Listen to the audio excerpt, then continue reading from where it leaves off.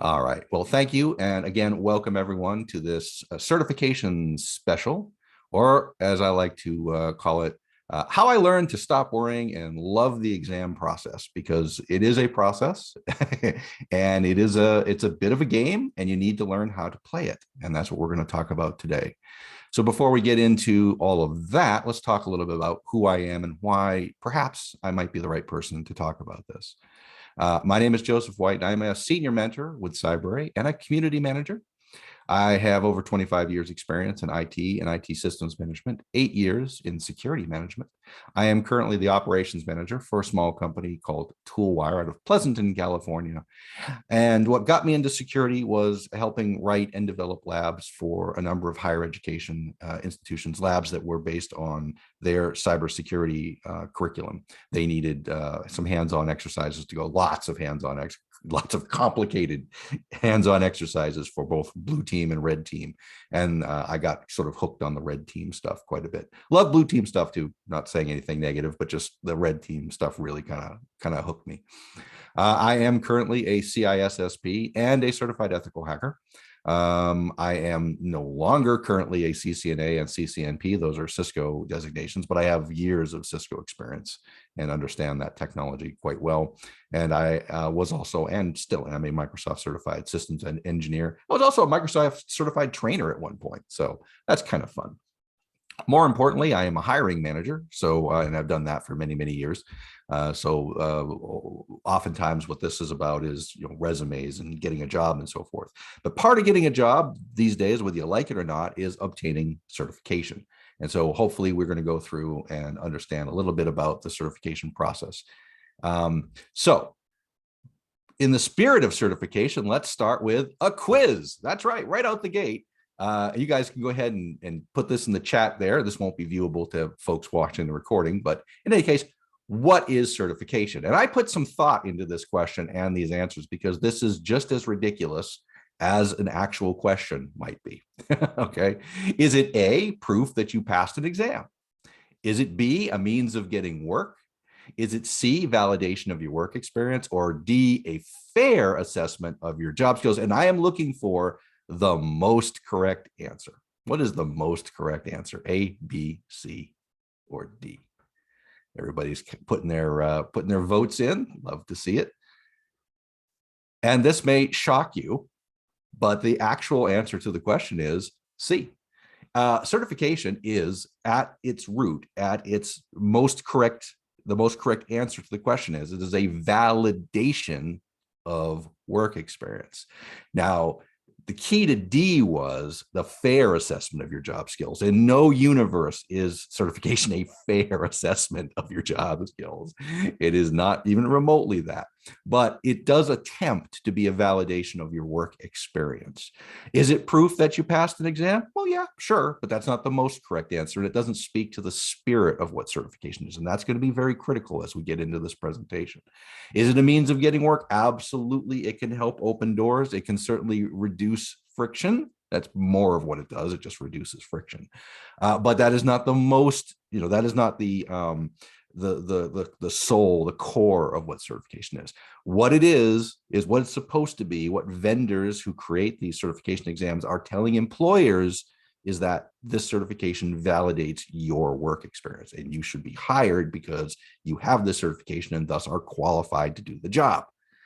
Is that true? No, but that's what it is. And that's why the process is the way that it is. And that's why we get into some of these chicken and egg things that happen in the certification process. So what are some of the ramifications of this answer, of the fact that this is validation of your work experience? Well, ramification number one, and a very important one that shocks a lot of people, is that the study material does not match exam questions. Now, I'm not saying the study material does not match the exam objectives. That's a different thing. But the exam questions will not come directly out of the study material. Good exam questions come indirectly out of the exam study material. And again, these What is the best answer? Where all answers are plausible, but one is the best. A lot of questions are just simply stump the chump type questions. What is an FTP port? What is the control port? What is the data port? Okay, what is passive? What is active? Just straight up, do you know it or not type questions.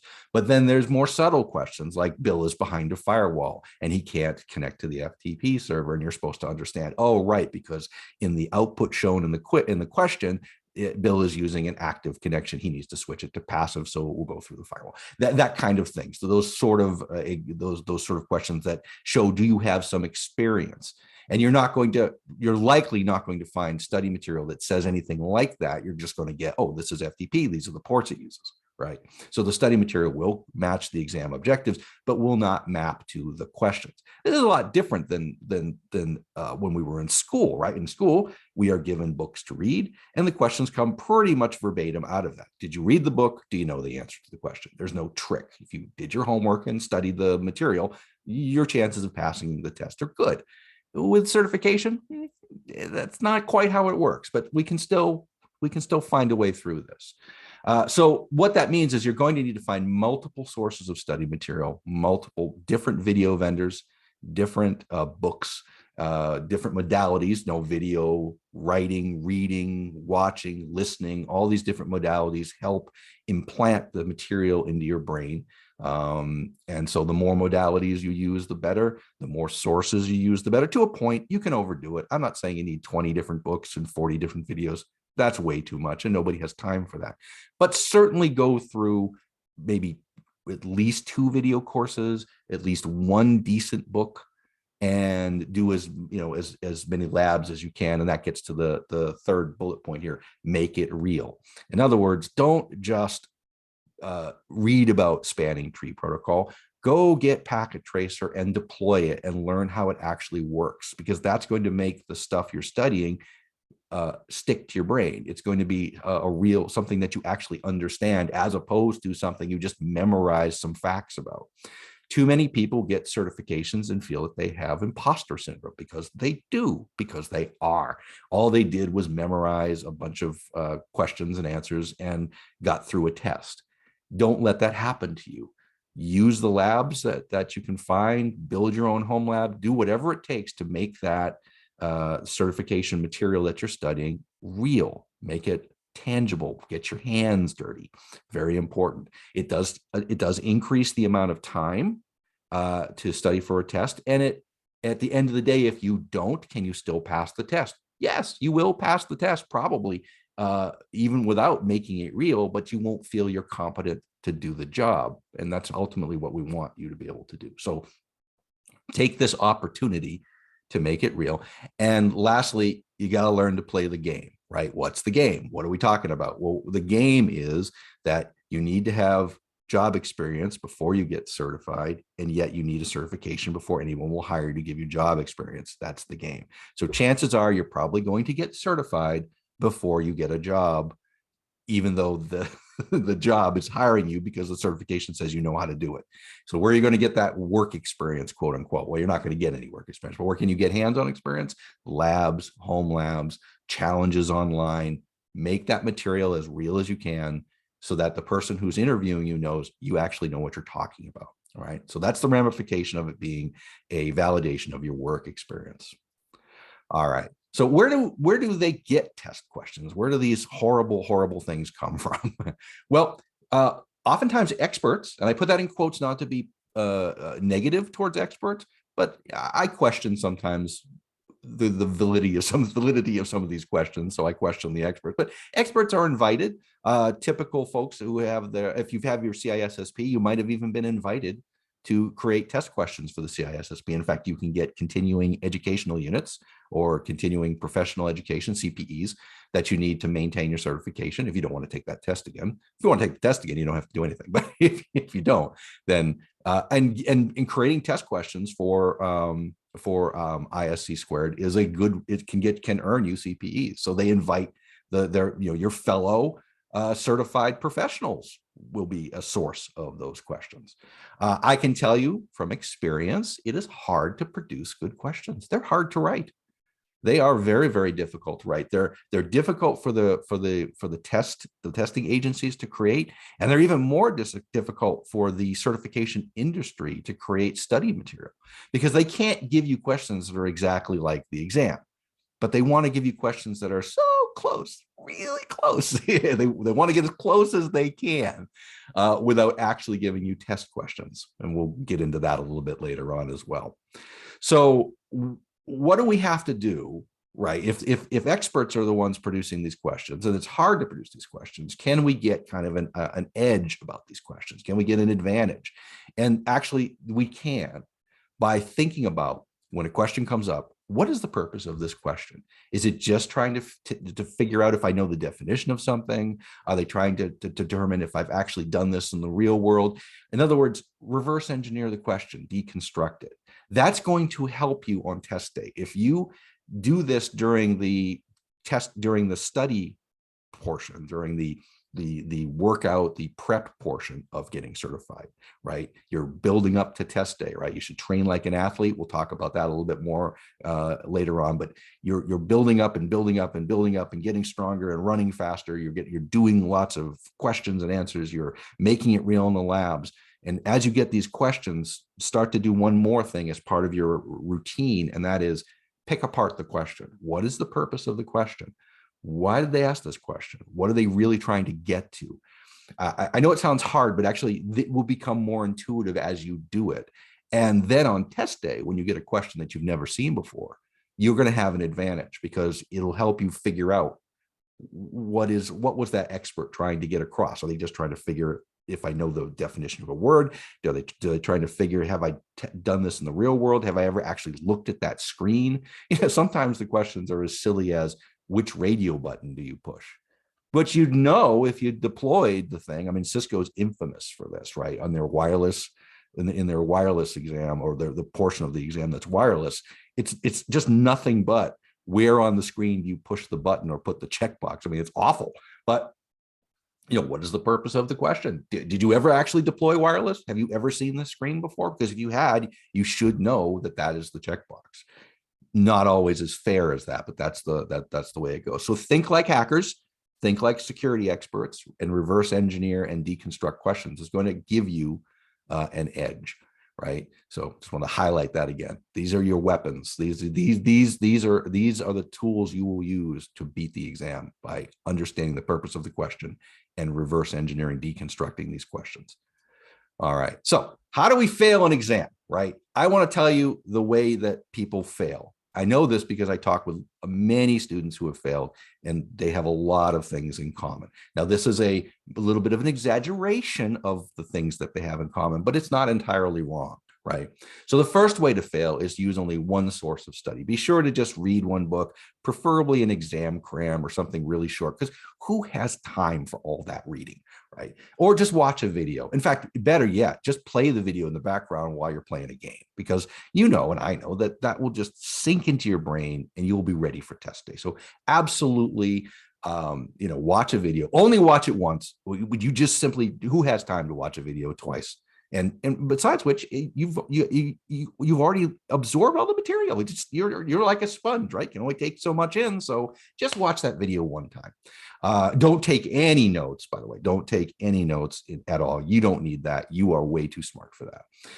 Then, when you're done with your one source of study, go into a test engine and set up like a single 300 question test, or whatever if it's a 500 or 400, whatever the actual test is that you're going to take. Just go through and take a single 300 question test. Now, hopefully you will pass that test with 75% or better, and you will be feeling ready for test day. And Bob's your uncle. You've done it. You have failed. Now, am I guaranteeing that this will make you fail? No, people get lucky, or people are just really good at absorbing material. I mean, the average person is going to fail doing this, and then they don't understand why. They took their test and they got a 75%. You only need 70% to pass the test. So why did they bomb on the actual test? Well, because the actual test is going to be infinitely more difficult than this single 300 question. The ultimate test you take is always going to be an order of magnitude harder than any test engine that you're going to face. So It kind of is what it is. You just have to sort of embrace this. Other ways to fail are let the process drag on. Like don't, for the love of Pete, don't, decide you're going to take an exam and set a date and study in an effective way up to that date. Just keep letting it drag and drag and drag and drag and drag. And hopefully you'll let it drag so long that the test will actually change. And then you'll go ahead and have a knee-jerk reaction to take the latest exam without any proper study material. That's a great way to move forward. Lose your momentum. There is a momentum to studying for an exam. So if you let that die, like you start going really hardcore for 3 weeks and then take a month off, that's really going to help. And most importantly, get in your head. Really overthink everything. Don't trust yourself. Don't trust your study. Don't trust your answers. Just don't trust anything. Assume it's all, and just get in your head and psych yourself out constantly about this whole thing. You do those things and you are absolutely guaranteed to bomb. But if you're not interested in failing, then I have a better suggestion. This is how not to fail a certification exam. So use video, at least one book, some study notes, and test questions. In other words, use multiple modalities, use multiple sources. And here's the key. Test questions are not a validation of anything. They are a continuation of your study. So don't use CyberVista, Pocket Prep, Boson. None of these are going to give you actual test questions. So just treat them as study material, right? That's the key. There is so many, because as I said earlier, it's hard to make test questions. It's really hard. So Boson and CyberVista, they paid people a lot of money to come up with these questions. So and when we get into how to study, how to use the test engine, they cite their sources. So you have a tremendous number of sources where these questions come from. You should absolutely use them to continue your study. Test questions are just another source, another resource. Do not use these to validate anything. Know the exam objectives. Every single certifying body publishes their exam objectives. They are not secret. And why do you need to know the exam objectives? To know if your videos and your books and your study notes are covering the topics. So make sure that you go get those exam objectives. And as you're taking notes, make sure to keep your notes under those exam objectives. I'll give you a quick peek at what that might look like. This is not saying that this is the only way that you can do it. But for example, here is to the far left, every single exam objective listed in the current CCNA, or at least it was current at the time I made this. It's possible some changes. So every one of these things is an exam objective that Cisco has put out for the CCNA. And then all my notes according to that objective, right? So I keep all these notes. Now, the first question I get is, oh, can I have this? Can I get a copy of this? No, that's not really the point, right? If I hand you notes, then it's no better than really an exam cram. It's just, you'll memorize a bunch of stuff. It's important you take your own notes and make sure that you're taking notes and keeping them tracked by the exam objective. Then you can look through and see if, maybe some of these exam objectives are pretty lightly touched on here, and maybe other sources would be good to go a little heavier into them. It's okay that if you look at the exam objectives, they'll tell you the percentages and the weight of how important each objective is. And so if you've got one that's got a 5% importance and weight, and it's touched on very lightly by a book and a video, that's all right. But if it's 50% of the exam and maybe 10 or 20% of your notes, something's wrong. So that can help you figure out that perhaps your study material is not quite cutting it. So in other words, know those exam objectives and study according to those objectives. Make sure you're consuming knowledge within and not wasting your time learning things that have nothing to do with the test. Be an active learner. Anybody who has been part of my Wednesday Q&A has heard me say this ad nauseum, right? Don't just watch video and assume it's all going to turn out great. It's not. You're going to have to make this real to your mind and your body. And the best way to do that is to take notes and map those notes to the exam objectives, right? So Initially, what I like to do is I like to do handwritten notes, and then I transcribe them. As you saw, I used an Excel spreadsheet, but sometimes I'll use Word, sometimes I'll use Note. The actual tool you use is not important, provided that you can go through your notes when you need to, like taking an exam, like taking a test exam, and make sure that you have and you are able to find the information. Because if you just take 50, like we've all seen that person in high school and college, right? They have a notebook and the instructor says 3 words and they write 4 pages of notes. That's not useful.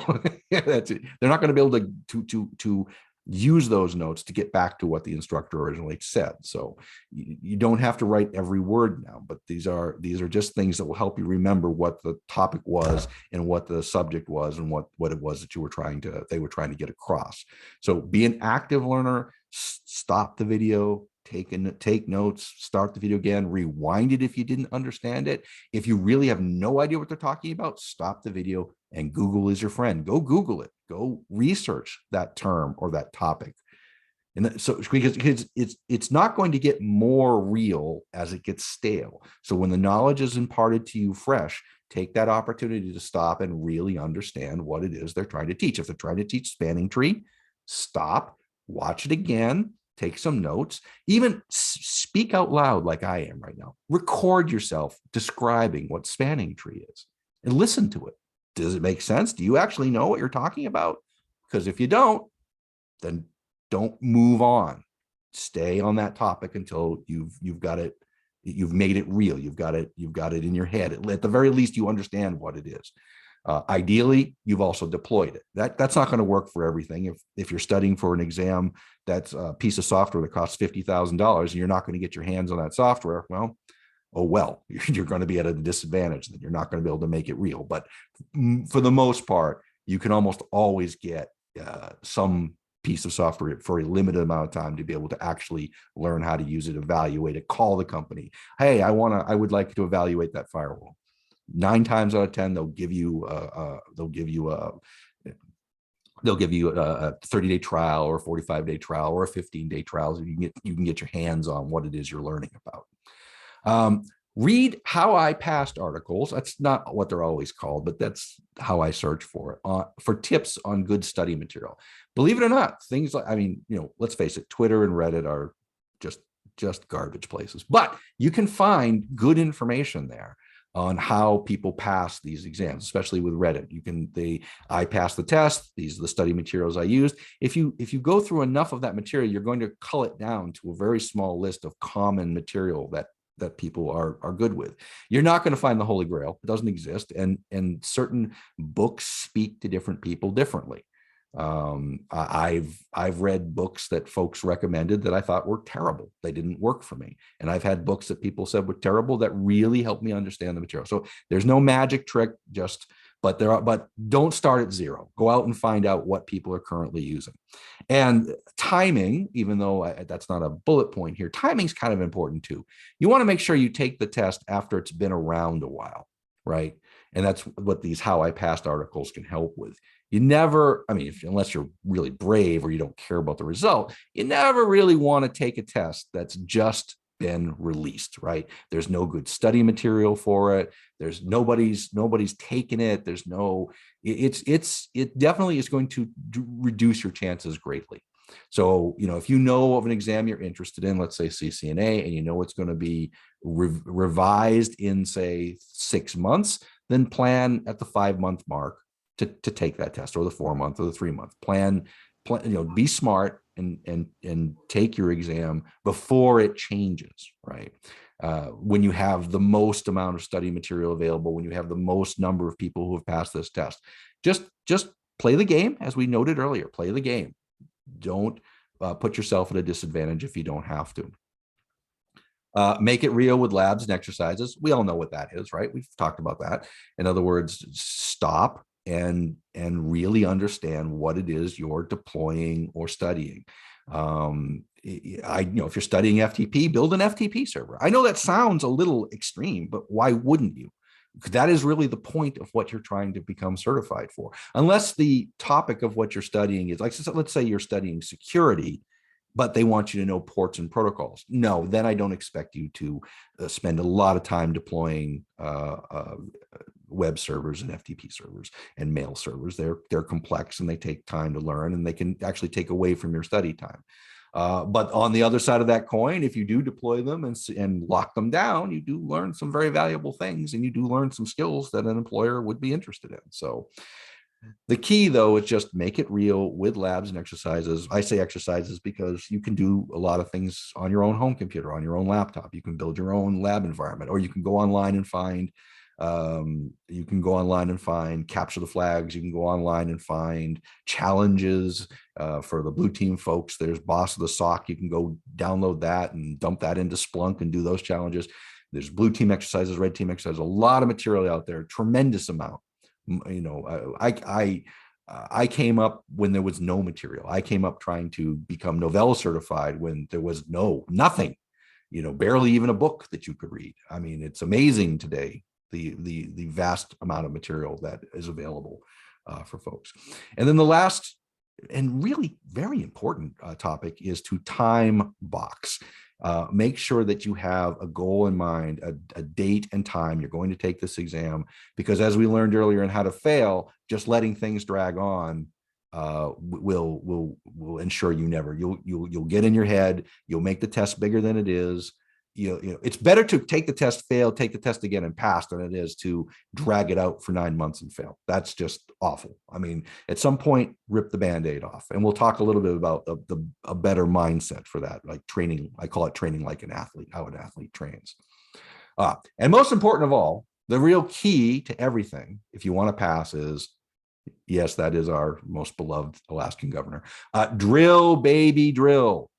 Drilling exam questions is one of the most important things you can do, not as a validation of your knowledge, but as a way to continue to gain more knowledge. Drill questions like crazy, just drill questions. So I have a specific test method that I like to use. I'll use CyberVista as an example, but most of them work the same way. The first thing I do is I create 25 question tests. Open book, meaning my notes, because I am adding to my knowledge. I am not trying to validate anything. I make sure that they show me the answers, because boy, oh boy, it's very good to get that immediate feedback of whether the question is right or wrong and why it's right or wrong, because that's going to help you in deconstructing the question, right? And that's what you should be doing, deconstructing all the questions you look at.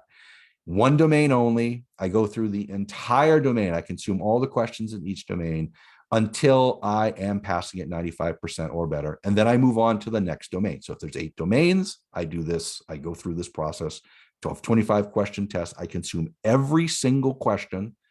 And I'll even go back and make a 25 question test out of wrong answers, like questions that I got wrong, so that I know I'm getting them right now. I'm memorizing them. I'm literally understanding these questions. And I take these questions, I drill these to the point where when I see the question, I can actually speak the answer in my head.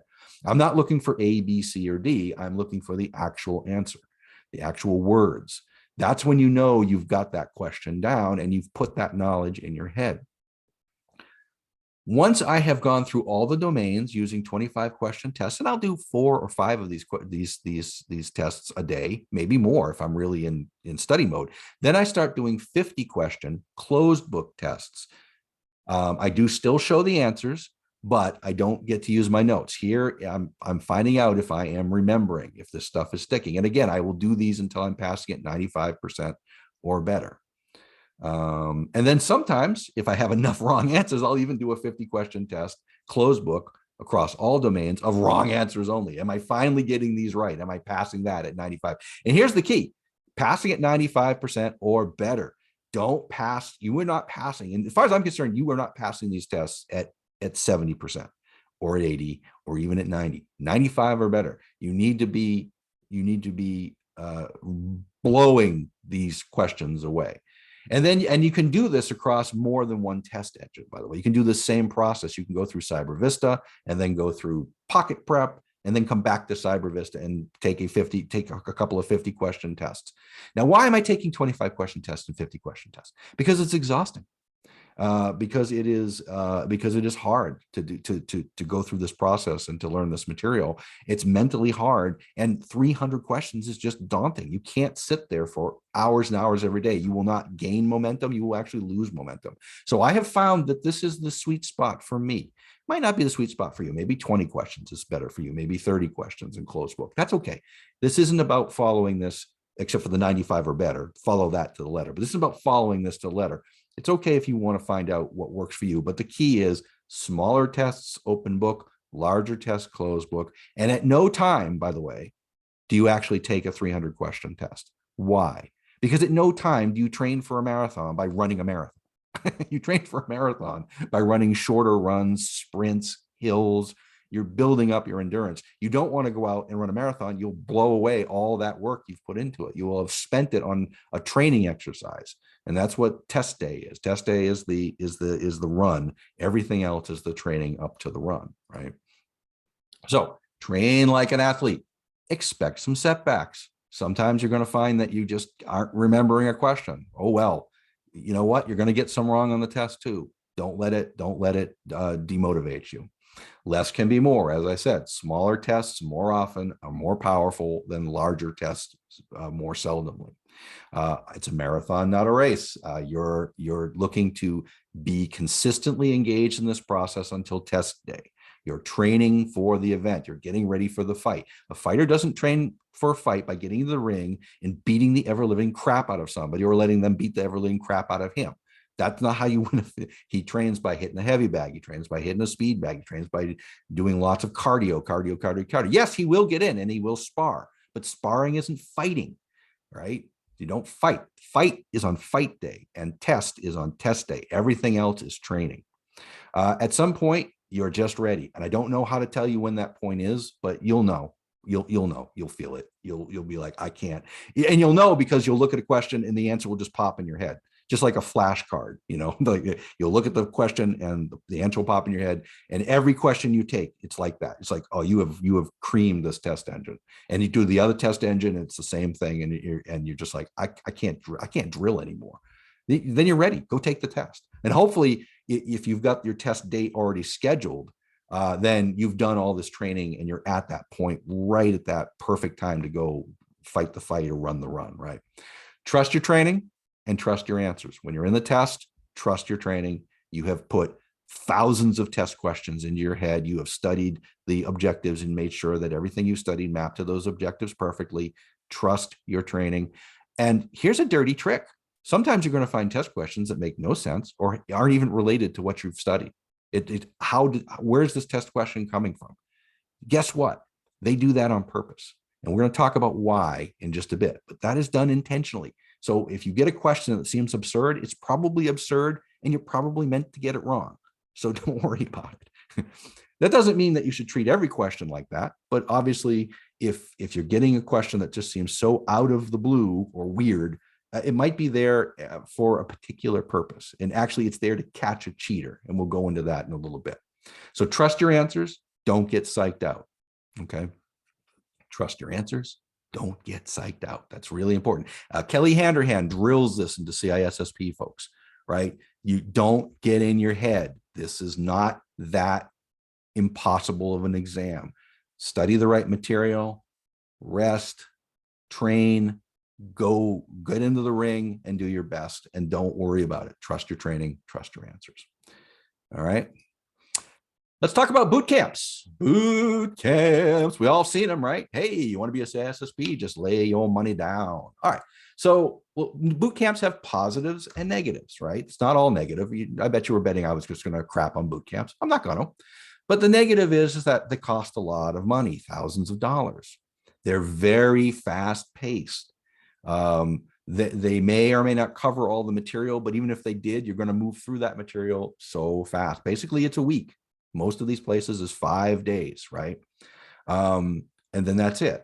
And then they give you these study sheets, at least a lot of them do. And those questions are frighteningly close to questions you're going to get on the test. So I make it a positive and a negative because the positive is they give you study sheets and they really push you to memorize them, to drill them, drill, baby, drill. Well, that's what I'm telling you to do too. So I can't really knock them for that. That is absolutely how you pass a certification exam. But the negative is I question where these study sheets come from. I suspect sometimes they are coming from a source that they shouldn't be coming from. And we'll talk about that source in a little bit. But a positive is they are time boxed and you will take the test on site. No time to get in your head, no time to overthink it, no time to not trust your training. You got 4 days, and on day 5, you're going to sit down and take the test. Boom, right? That's what's going to happen.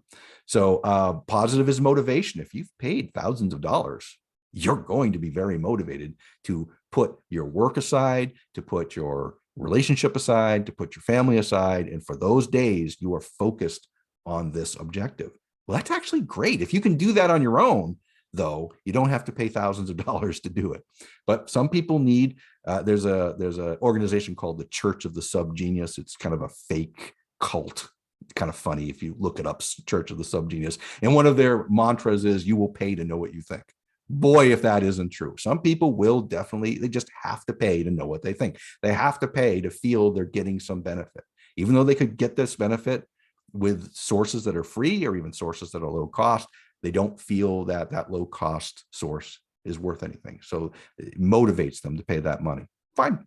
If that works, it's a small price to pay, frankly. If it gets you the certification and the certification gets you a job, then there's nothing wrong with it. And that's why I have it as a positive.